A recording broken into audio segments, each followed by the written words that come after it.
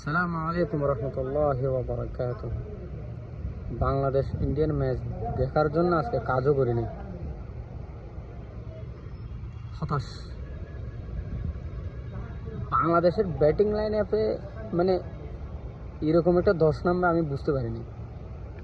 সাইফ হাসান যে one man আর্মির মতো যেটা ট্রাই করছে, সাইফ হাসানরে যদি কেউ একজন সাপোর্ট দিতে পারতো, ম্যাচটা আমরা হয়তো বা জিততে পারতাম। ম্যাচ কিন্তু আমাদের এতটা বাইরে ছিল না। বাংলাদেশের অভাব আমি বুঝি না, বাংলাদেশের টিমটাই কেমন জানি ইন্ডিয়ার সামনে গেলেই মানে ফুস হয়ে যায়। এই রানে যদি পাকিস্তান কিংবা অন্য টিম হইতো, বাংলাদেশ ঠিকই জিততে পারত। আমি জানি টিম খারাপ না, টিম বন্ডিং ভালো ছিল। আমি তহিদ হৃদয়ের আউট এবং পারভেজ হোসেন ইমনের আউট এবং জাকের আলী অনিক, এই তিনটা আউটের এগুলো আমার মাথায় ঢুকে না। এগুলো কি মানে কি বুঝে সাইফ হাসান বলটা ব্যাট থেকে রিলিজ করে দৌড় দিছে, তাহলে সাইফ হাসান আউট হওয়ার কথা। আর সাইফ হাসান হয়েছে জাকের আলী অনিক।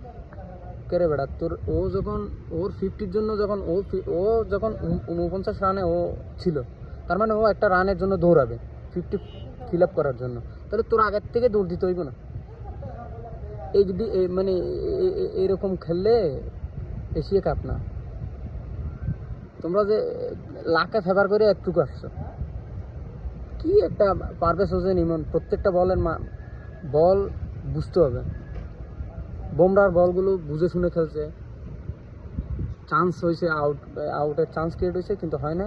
আলহামদুলিল্লাহ বুঝলাম। স্পিনার পাইলেই মারতে হবে এরকম তো কোনো কথা নেই। স্পিনার আসছে, বল বুঝো, খেলো। সাইফ হাসানের ব্যাটিংটা দেখেন, খুব বুদ্ধিদীপ্ত ব্যাটিং করছে। লাস্ট যে দুইটা ক্যাচের আউটের মানে চান্স ক্রিয়েট হয়েছে, আউট হইতে পারতো, ক্যাচ ছেড়ে দিছে।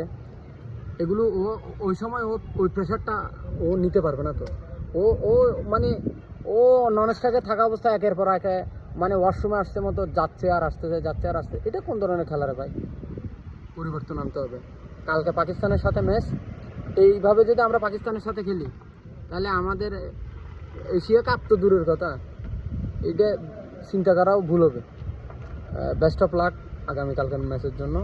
আশা করি আমরা ইন্ডিয়ার সাথে আজকে যে হার, এটা আমরা ফাইনালের দিন আমরা প্রতিশোধটা নেব। আমরা আশা করি বাংলাদেশ ইনশাআল্লাহ এশিয়া কাপ ফাইনাল খেলবে এবং জিতার মতো আমাদের তো, আমরা তো অ্যাপ্রিসিয়েট করি, আমাদের সবসময় হতাশ করে, আবার হতাশ বেইনি মিলিয়ে আবার খারাপ লাগে।